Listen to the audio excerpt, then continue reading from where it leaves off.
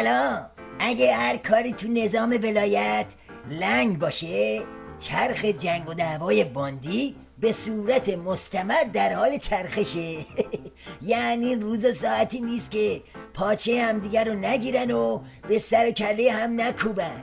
تازه ترین نمونه این استخون جویدنها به قضیه استیضاح وزیر راه و شهرسازی شهرکاری برمیگرده.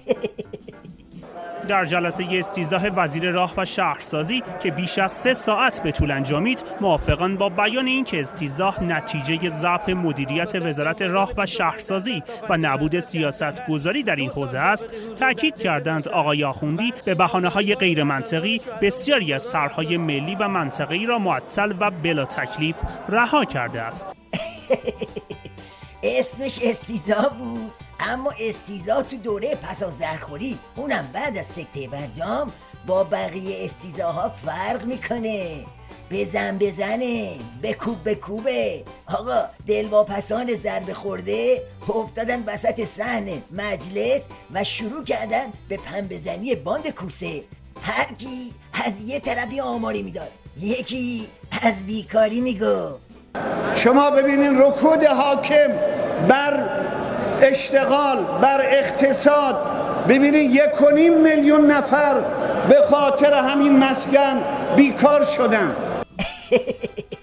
از یه طرف دیگه شیخ عربده کشی مثل رسایی صداشو انداخت رو سرش و حتی وزیر اعتدالی و دزدیاشو ریخ رو آب.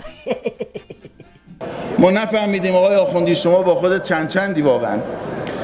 آقای آخوندی، مردم میگن مسکن 80 متری 100 متری ما تو حاشیه شهر بدون رنگ و لعاب مزخرف قبول. لطفاً بگید مسکن شما چند متره، در کجاست؟ غیر از اون مسکنی که در لواسان دارید، الان کجا میشینید؟ راستی که عجب روزگاریه. ببینید کار آخوندهای مال مردم خور به کجا کشیده که سید علی بابا و 40 دزد بغدادش به ناگهان تبدیل به مدافعان مردم محروم شدن و دزدیای باند کوسه رو میکنن. حالا دلشون واسه کی سوخته؟ واسه شکم خودشون. آقای آخوندی، یه روز رفتم هشگرد، باران آمده بود. مردم ساکن بلوکایی که واگذار شده تو گل میرفتن داخل خونه هاشون. گفتن بابا این 100 متر فضاست، بگو آقای آخوندی اسفالت کنه. من اشتباه کردم، از شما دفاع کردم، گفتم بودجه نیست. یکیشون دست منو گرفت برد همون نزدیک هشگرد در یه روستایی به نام کوشک زر. گفت اگر بودجه نیست چطور از ابتدای روستای کوشک زر تا دم ویلای آقای جهانگیری قابل اسفالت کردنه؟ اگر بودجه برای ارتقا و بهبود حمل و نقل عمومی اعم از زمینی و ریلی نیست، چطور برای خرید ایرباس برای سفرهای رئیس جمهور به نیویورک هست؟ آره دیگه، قرار بود دعوا سر مسکن و شهرسازی باشه، اما 2 قدم بعد بحث به دعوای اصلی کشید و بحث سفر شیخپری به نیویورک اومد وسط.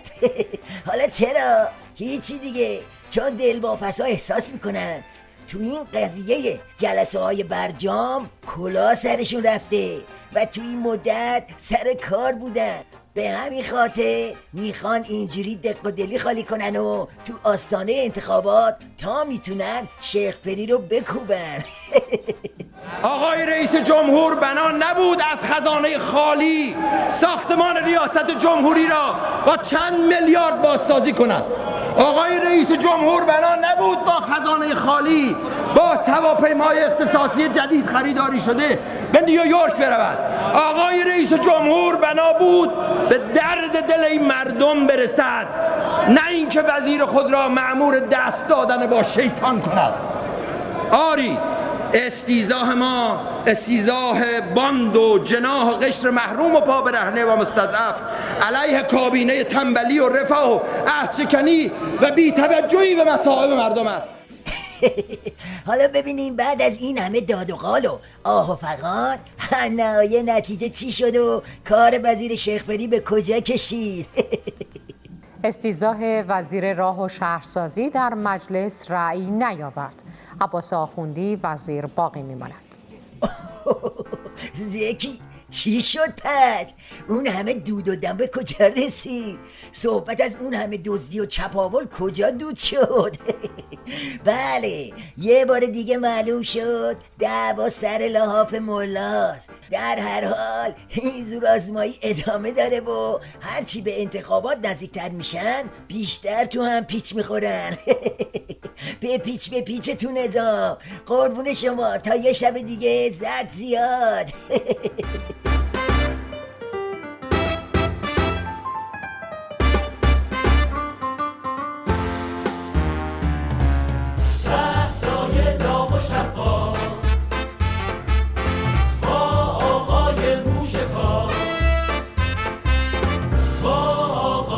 موشکاف